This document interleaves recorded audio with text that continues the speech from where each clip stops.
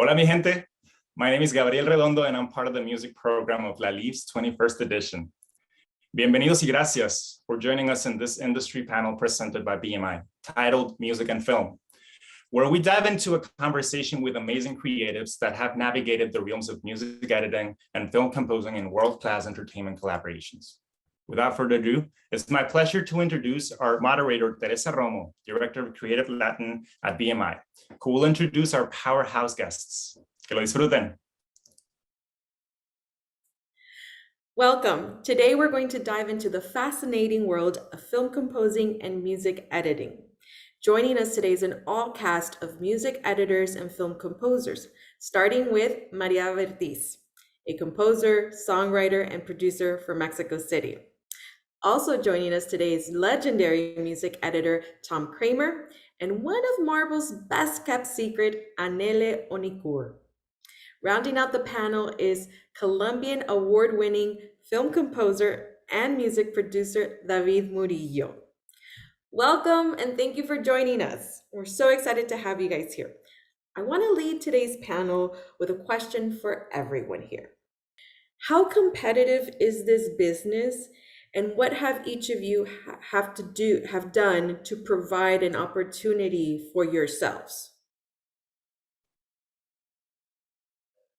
Anybody want to start? Oh, that's honestly super hard. It is a pretty competitive industry, but I feel like in everything, if you persevere and work hard and do what you do every day with a lot of love and a lot of passion and trying to better yourself, eventually you start getting noticed by people. And at the end of the day, this industry is a word of mouth industry. So if you, like for me at least, when I got my first film, which was the hardest to get, all of the other films started raining down on me. So it's that kind of thing, like getting your first project is the hardest. Yeah, I think everybody in all these businesses has gotten a break at some point, and it's really just, you can't control that, but you can control what happens with what you do with the opportunity and just making the most of it. Right, and I agree that break is gonna come because you've been building a good amount of work, working with a lot of people as much as you can. Even in really small projects, those people would grow and would know about you and maybe would put your name on the table whenever it's needed on a bigger project. So no project is small, and you shouldn't take any project as a small one. I think all are important for your career, and you never know what's gonna bring you after that. So you have to put all your passion on everything you do, and I think that's the key. I think there's a lot to be said about working with your peers as well, because they're going to be the people that are going to hire you. And at the end of the day, it's just making your best effort on every project, because you're going to get associated to your last project. And people are going to know you for a wide variety of different genres, different styles. So it's just putting your best foot forward every time you get a chance to work on someone else's story. Well, each of you have very exciting and fascinating journeys. I want to focus on each of your crafts. So ladies first, Maria, your journey has been a very exciting one. You were introduced to the wonderful world of scoring at a very early age, in your early teens, I have to say. And you have worked with some of Hollywood's biggest names like James Newton Howard. Most recently, you scored the documentary Jefe de Jefes from Los Tigres del Norte. And your work has just such a wide spectrum, from projects of documentaries, animated films like Raya, to Mexican rom-coms like Cambio de Ruta. How does your creative process shift when scoring for each of these projects? I feel like for me, it's always, I love being challenged, and I always like try to be up to the challenge. So whenever I have a project that I have no idea how to do, I always do my research. I try to get people involved that do know the genre well or the kind of music well, and I just try to like bring in as many resources as I can. But I usually just love taking any project that challenges me to do something different and to grow as a composer. What would you say has been the most challenging project to date? That's hard. I mean, anything that I worked on with James was really challenging just because of the size of those projects. But working on my own stuff has also been challenging because there's no one supporting me. It's just me and it's my voice and it's my craft that's speaking for itself, not someone else's. So I think maybe the one that I'm working on right now has been challenging because it's just a different genre. It's a different genre and I've never worked on something like this. So it's been challenging because of that, but it's also been really exciting. So speaking about like your own voice, you talk about that, like you're the one leading this now in this solo project. Yeah. You were raised in a very vibrant city, like as Mexico City. That must leave some kind of mark in your creative process. How much does your culture influence your craft? I mean, a lot. Obviously, well, Mexico City is the city with most museums in the world. As you said, it's a really vibrant city, full of culture, full of people with like different from all parts of the world. So obviously, I think I was really influenced by a lot of types of music in my early life. My dad is also a composer, so also I was really exposed to all kinds of music while growing up. But yeah, growing up in Mexico City in my dad's studio, surrounded by musicians, I just think gave me a lot of love for all kinds of music and really like I nowadays I think my voice is clear to me, Mhm. but I don't know if it would be to many other people just because of how many influences I have. So speaking about influences, Mexico is a very rich in culture, music, food, you name it, it's just a very rich, culturally diverse place. And you speak about, using, local sounds from Mexico in your scores. Do you have like a go-to ethnic sound that you're always like, anytime I hear this, like it helps open my creative process, or it's one that you always coincidentally just include in your scores? Is there an instrument or an ethnic sound that you always just kind of becomes like your staple go-to? I love using voices. Yeah. Okay. Yeah, voice That's and awesome. choir and just like involving pads of voices. Like, yeah, that's I think my thing.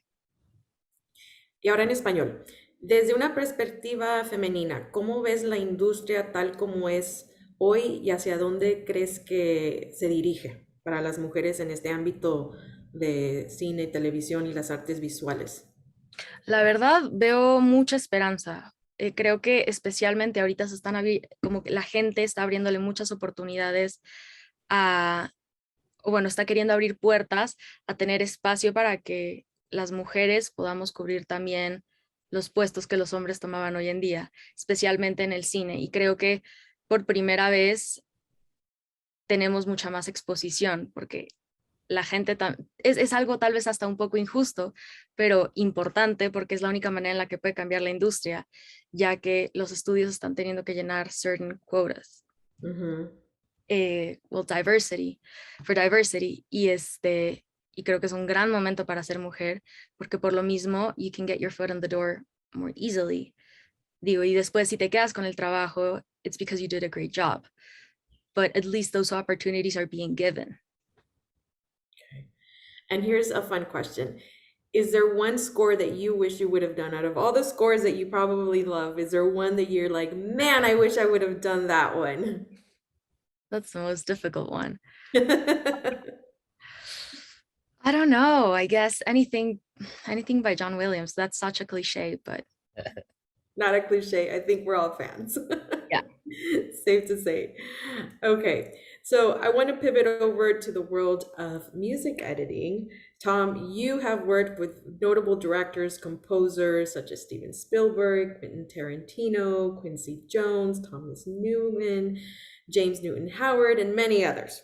Your most recent credits include Dark Waters, Avengers Endgame, and The Queen's Gambit, which you picked up an Emmy for.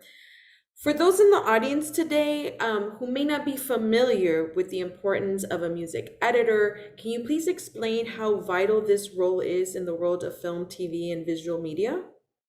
It can really runs a range and sort of depends on the project, what's needed. Basically, you're kind of in the beginning process, you might be picking temporary music as they're putting an initial edit of the film together in assembly. And that's kind of a inexpensive, fast way to find out what's working for the project and what's not.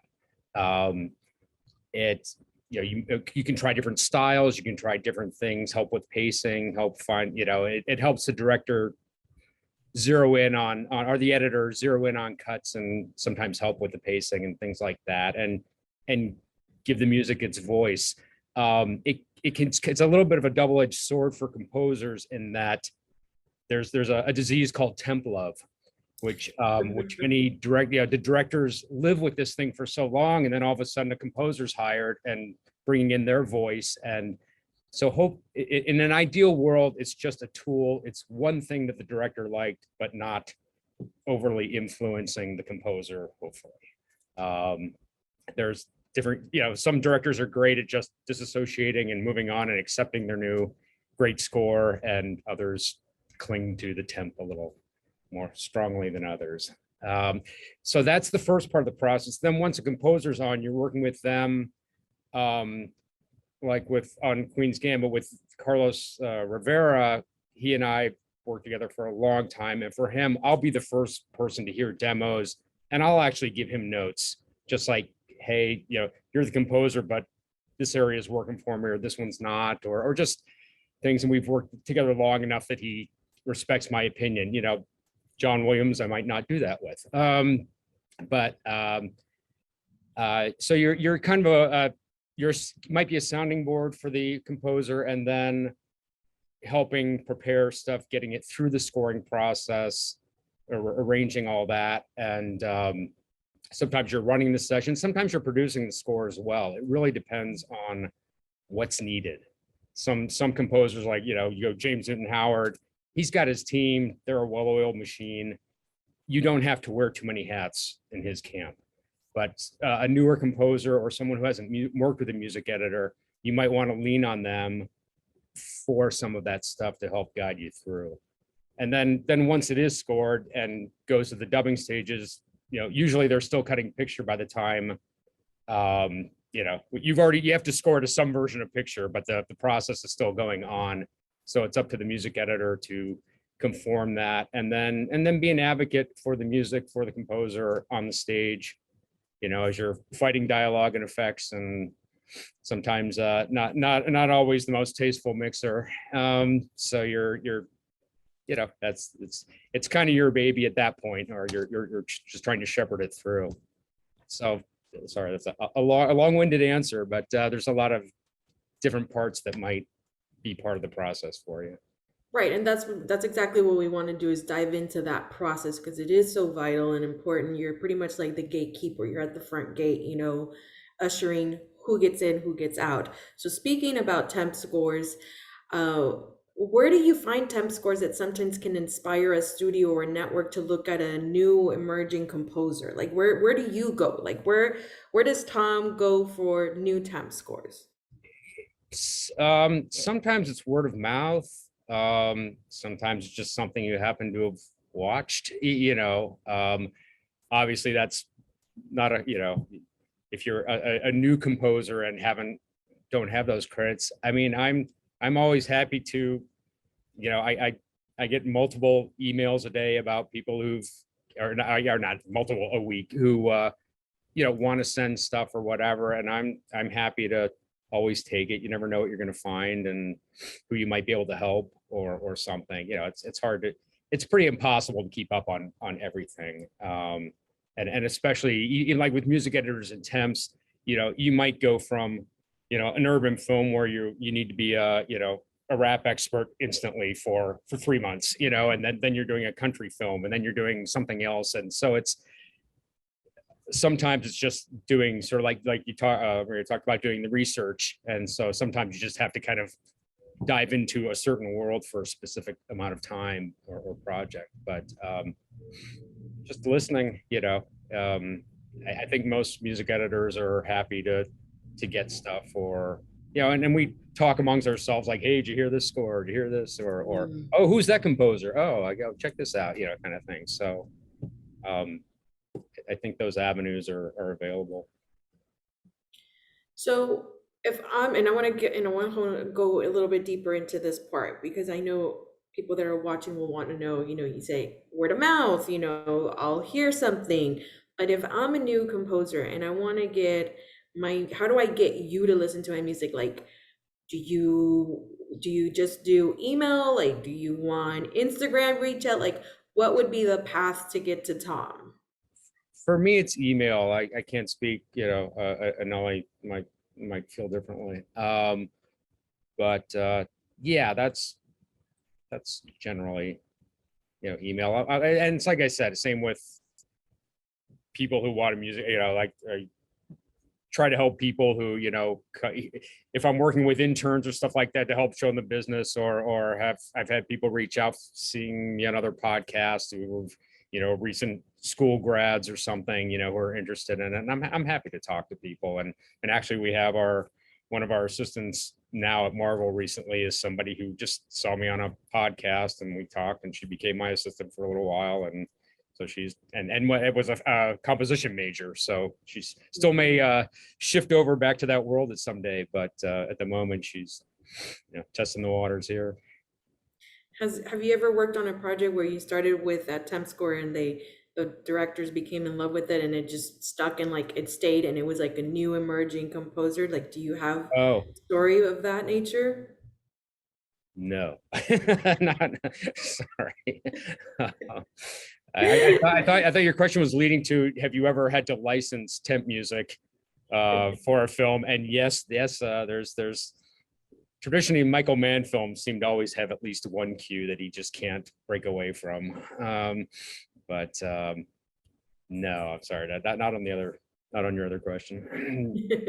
No worries. So let's go into like the first stages. I know you talked about that earlier, but like once you get a project, a film or a show, where do you start? Like, walk us through your creative process in terms, I know you said research, on how to find that sound for that project. Well, first you want to talk to the creative, the director or producer, whoever's wearing the creative hat on the project, to see if they have any ideas. Because if they're, telling you do this, you don't want to go off on your own path. That's completely not what they asked for. Generally, I think with all this stuff, and for everybody watching, all of this first is about kind of pleasing yourself. I mean, we are in a service industry. We're just trying to make the director or whoever happy, but we have to like it and feel good about it before presenting as well. So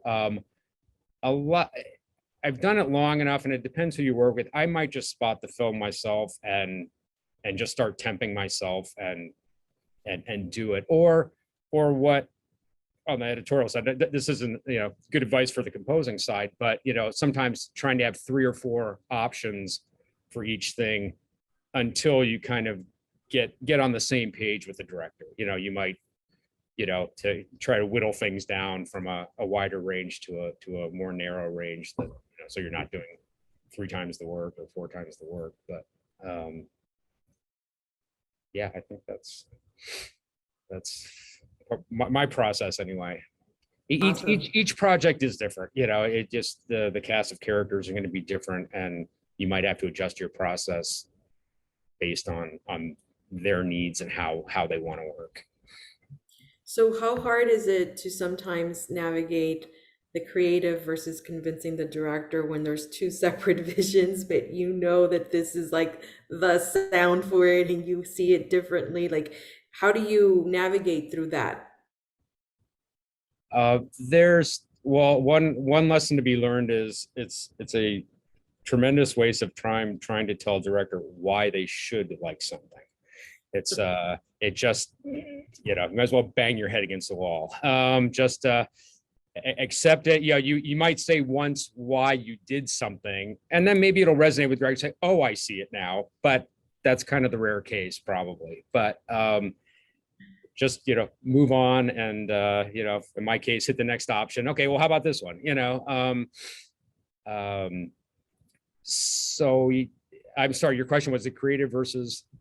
Right, like if there's a difference in creative visions with the director, with what you see that is like the best opportunity to insert this sound in this cut, you know, like how do you navigate that difference? But you just answered it, you know, you just. Okay.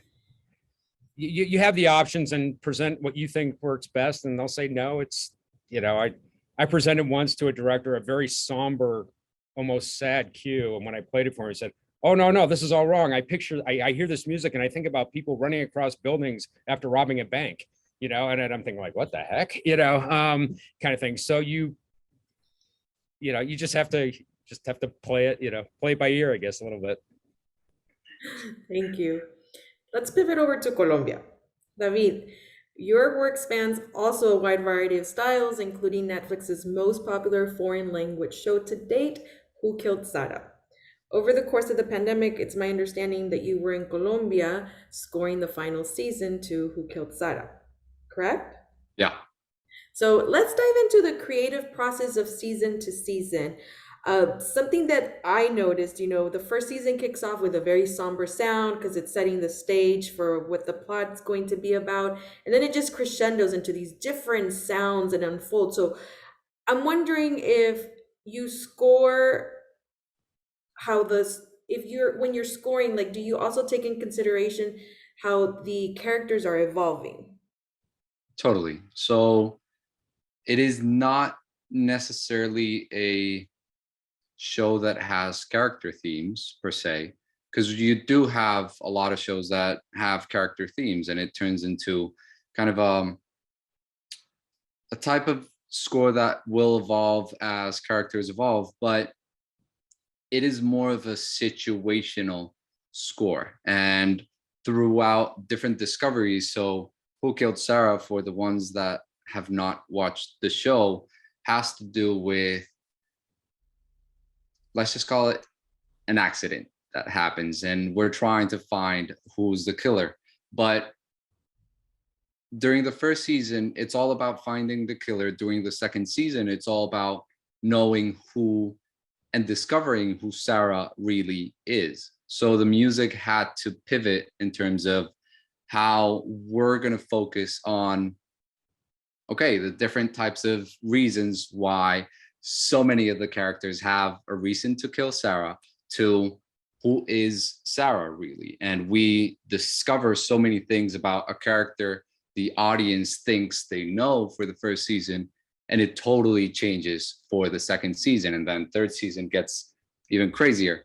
One of the very interesting things for the show was the showrunners really wanted the music to be a character within the story, and they wanted the music to be very upfront on how perhaps the audience should feel in a certain way, depending on what is happening in the story, which is something that is not as traditional as it is being done in most films, most shows right now. We know that filmmakers want their own space so that the audience has a bit of buffer so that they can kind of figure out things on their own. But music is definitely a very integral and essential part of trying to keep the audience engaged. And the music for the show is actually just, most of the times it was over 30 minutes of music per a 35-minute episode. So you have a lot of music,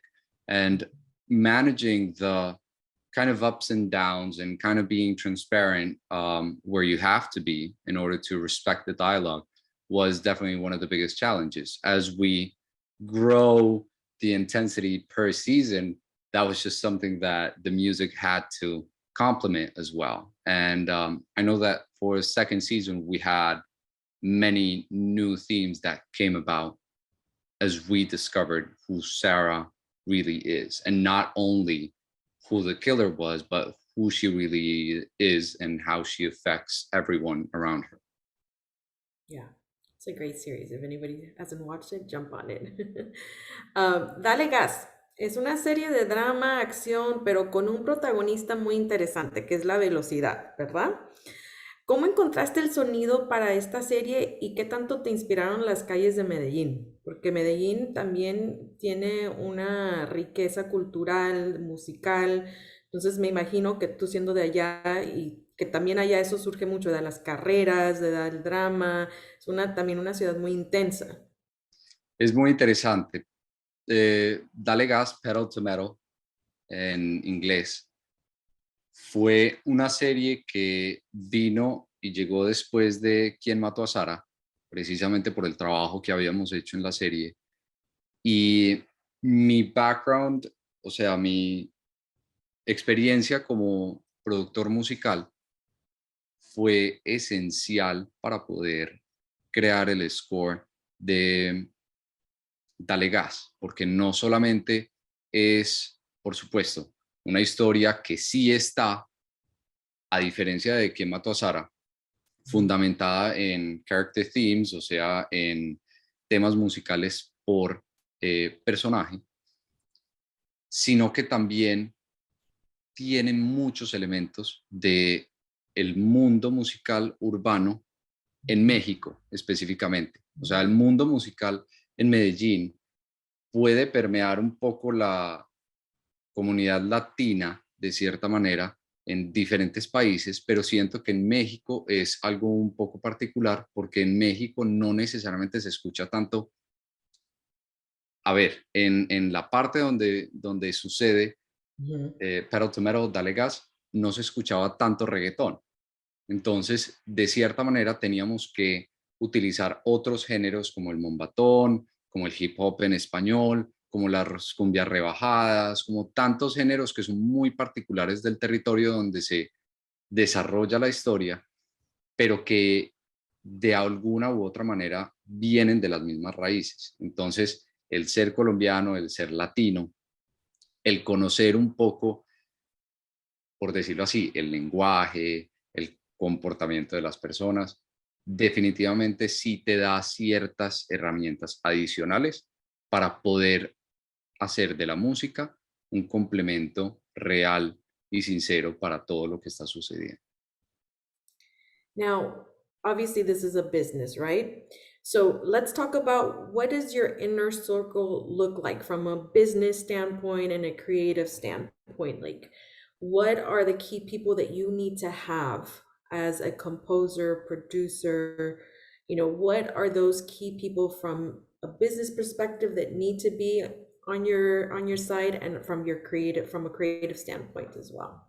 Okay, so I'm gonna go against the grain a little bit just for the first half of the answer, because all of the shows and all the Netflix productions that I've done them on my own, meaning I didn't have representation at the time, and I had to find kind of my way into, hey, through smaller projects, through word of mouth, like some people have suggested earlier, kind of create my own network, and in that way generate work that is gonna slowly but steadily grow my portfolio and make it something that is going to be interesting for a studio to hire me. So the first opportunity that I had was Blast Beat, and that is a film that got into Sundance in 2020. And how I got there was because the filmmakers are from Colombia and they had met several composers before that, but they thought that perhaps I would be a good match for the project, and they let the executives know that, and we got a meeting. It happened, I got the gig, but this was all through personal relationships. So I want to say that the fact of people just trying to think or depending on an agent or someone that is going to pitch them for projects is just, I got an advice a few years ago, and it was agents are going to look for you when you're ready for that, right? And it doesn't work the other way around. It's not like, hey, you should listen to my music. No, just like do your thing, keep hustling, keep working on projects with people that are coming out at the same time you are. So that's my first half of the answer. In terms of perhaps opening new doors and unlocking a new level, let's call that the new level. An agent is perhaps someone that is gonna bring you to the table and is gonna get you in the room to places that you perhaps wouldn't be able to do so. So that is the first person in the team. Then my right-hand guy is my mixer, and he will work on pretty much every project that I work on, whether that is an ad, whether that is a film, whether that is a TV show. And orchestrators are also going to be an integral part of whatever you're going to be creating if you have an orchestra to record. And perhaps when the team gets bigger and bigger, you're going to need an assistant. You might have a programmer.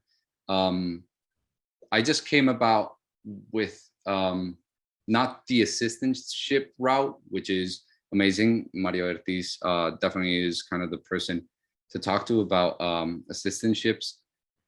I did come about through working on my own and creating my own portfolio. I did several internships for several composers and got to learn about the process. But again, there's a point where your work is going to tell you what type of people you have to surround yourself with. That's a great answer. It's a really great answer. Maria, did you want to add anything on your journey as an assistant?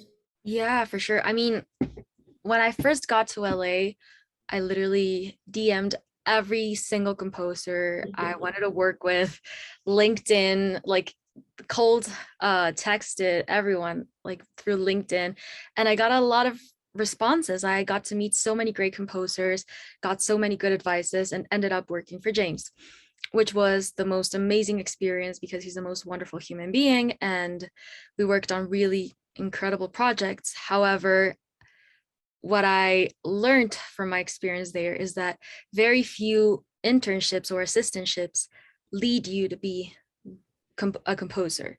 Like there are very few composers that are willing to give you those opportunities and credit you on them. For example, James is one of the few composers that doesn't have any additional writers, which I admire so much because nowadays everyone has ghostwriters. And so for me, it was a great experience, but same as David, like the way I got my first project was just doing those small projects on the side, like getting to meet filmmakers, also like going to indie film festivals, watching like independent films, and just like also the cold emailing directors. And I did all of that, and I think I put the energy out there, but at the end of the day, the thing that got me my first gig was word of mouth, was that someone was looking for a female composer, like talking about those opportunities. And a bunch of people recommended me. I had not worked like that. I had not worked on a project as a solo composer before that. And because of that project, like everything started to happen. But I think the point is putting the energy out there. Because in the end, what you guys said, like you never know what project or what which person is going to give you your first breakthrough. That's true. Bueno, cerrando ya con broche de oro. Anel, your accomplishments and career are nothing short than robust. As a music editor, you have worked on blockbuster hits such as Doctor Strange, Black Panther, a personal favorite, Avengers Infinity War, Captain Marvel, Avengers Endgame, and Spider-Man Far From Home. Most recently, you joined Disney Plus, which brings us to Wanda Vision. Let's talk about Wanda Vision, which I'm so excited. I haven't watched it yet, but I'm so excited. The trailer for WandaVision itself gives viewers a little glimpse into the various decades the storyline navigates through. So, how challenging or easy or fun did that make your job? It was really challenging, actually, because as you said, the show navigates for several decades, and it's, I don't want to spoil anything for people who has not seen it, like you, but it's it has a really wide range of time periods. Mhm. And for that show, I mean, creating the Temp was one of the hardest, or one of the biggest challenges we found, because especially for the periods, if you've seen the trailer, there's some black and white there. So it's inspired by black and white shows like the Dick Van Dyke Show. And we needed to temp with music that was appropriate to each time period. It was really hard to find, because there's some music for film available from those periods, but there's nothing from TV shows. There's nowhere to be. You cannot find the music of the Dick Van Dyke Show on any library or in even any catalog. Bewitched, I don't know, the Brady Bunch. You cannot find that kind of music anywhere nowadays. So we had to sort of dive deep in archival music, which is not very common for us music editors. So I had to dive deep in archival music and find some interesting music in some like libraries from universities. Then I had to really watch a lot of those shows to kind of get and for me, coming from Spain, those are not shows that I watched when I was a kid, because they weren't available there. So I really had to go through a lot of seasons of the Dick Van Dyke Show or Bewitched, which actually that was available. The Brady Bunch wasn't very popular in Spain, and it's before my time as well. So watching all those finding all those styles, finding artists that we could use that worked on that same time period and they were available, it was quite a challenge, but it was a fun challenge because I learned a lot about the history of TV in the United States, which is fantastic. Is it safe to say you're a Brady Bunch fan now? I am, actually. I am. It's a really fun show. Yeah, the aesthetics of that trailer of the opening where it's black and white, it truly transports you. And I know music is a big component to transporting the viewer into that setting, that decade, right? So kudos to you on that one. So let's continue on the line of challenges. How do your timelines and creative process vary from a film to a TV series in your role? Well, usually for a film, you have much more time. That's the big difference.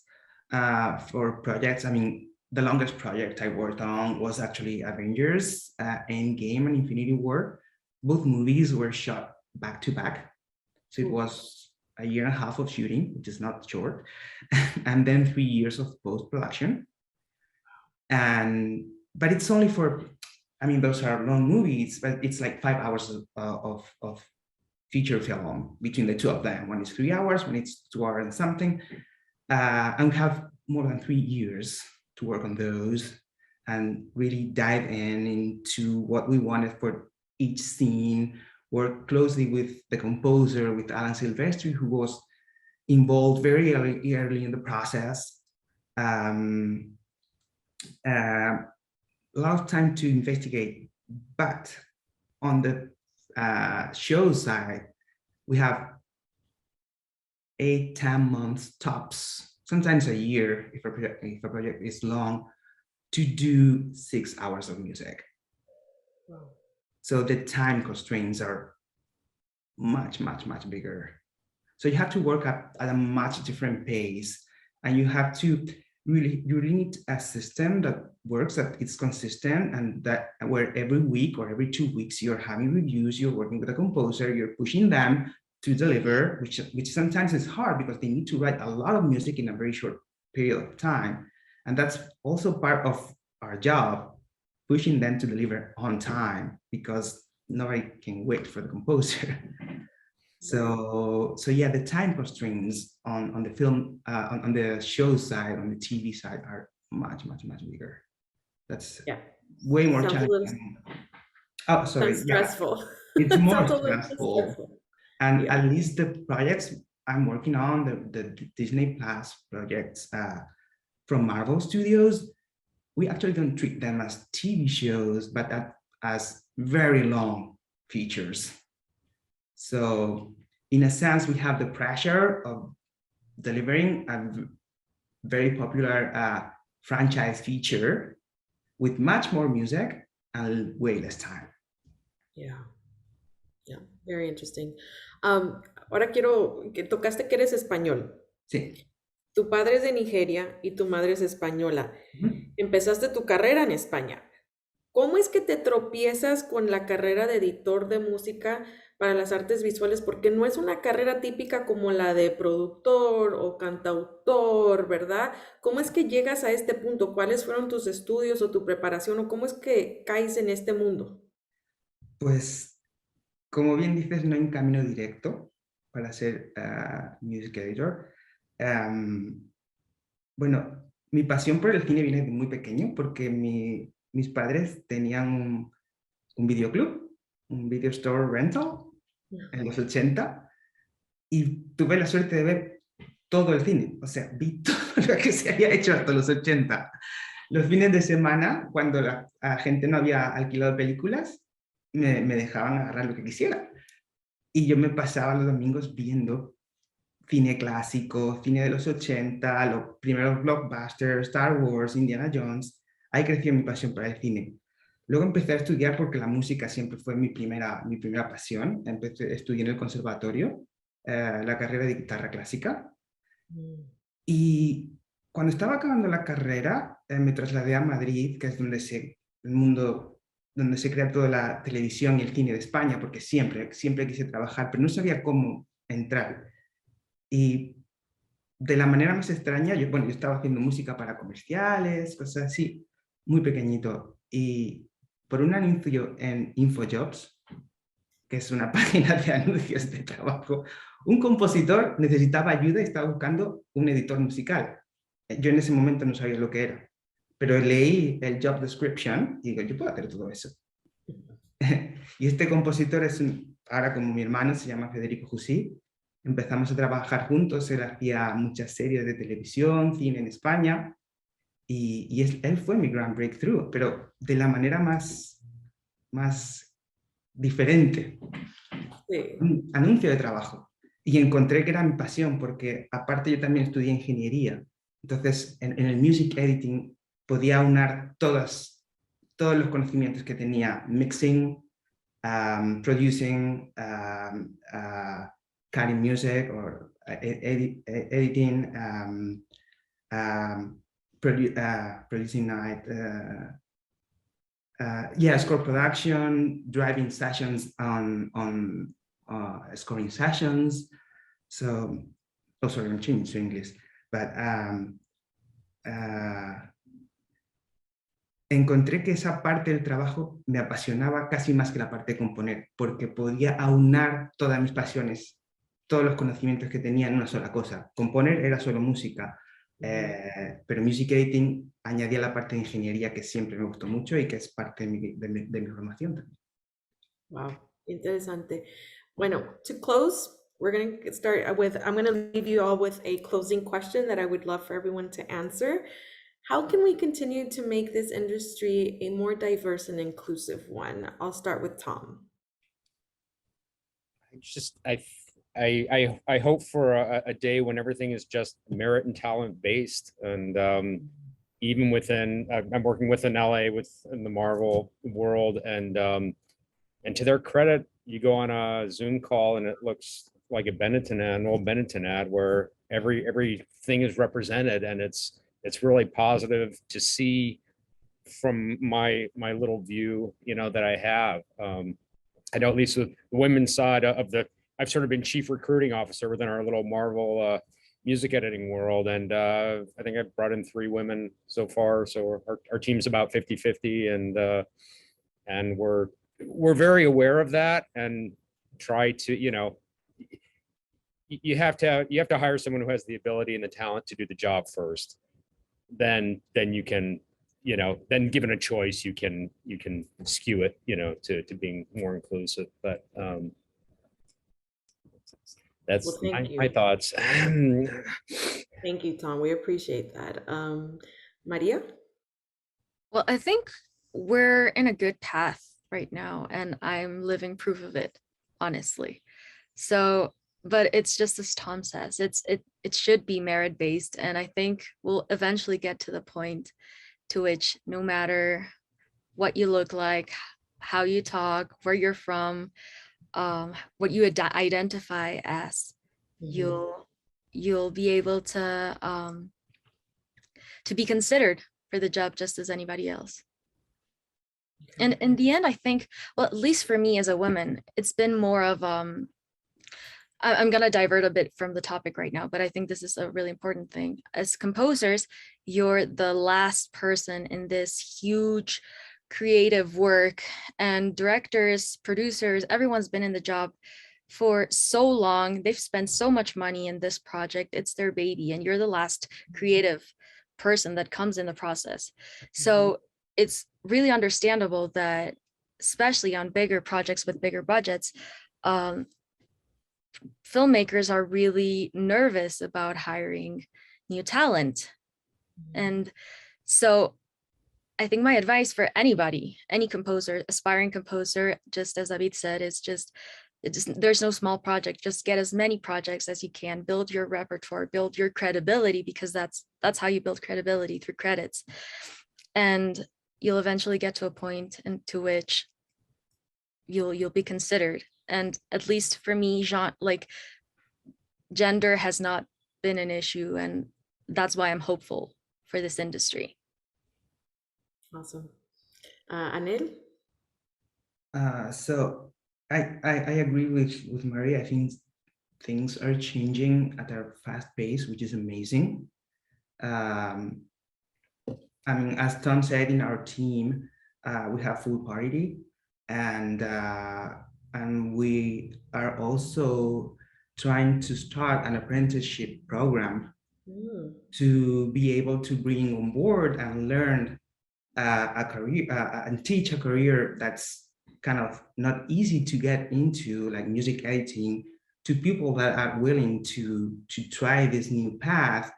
And also, this apprenticeship program is built towards diversity and giving the opportunity to people that wouldn't have this chance, because again, it's not an easy path.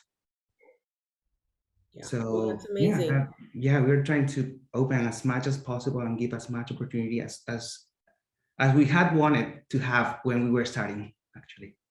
So anybody watching and interested, follow Anil on social, find him on LinkedIn, like Maria said, like cold text them. David, do you want to close this out? Yeah. I think that stories are getting more diverse.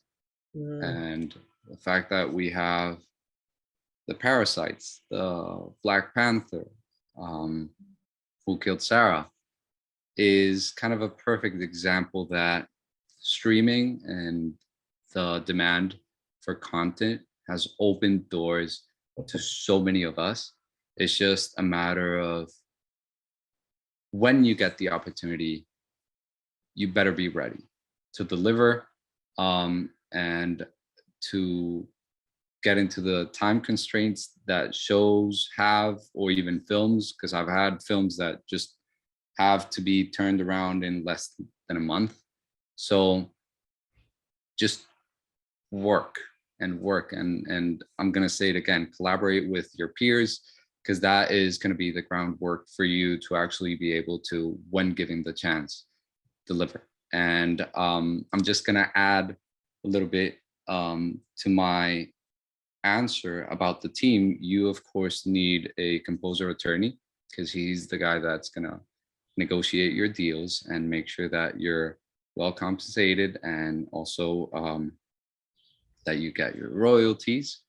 And you also need, just as we all saw, and with my co-panelists here, music editor is also going to be a huge liaison in the process for composers. So if you get the chance to get a music editor in your production, it is a huge, huge help.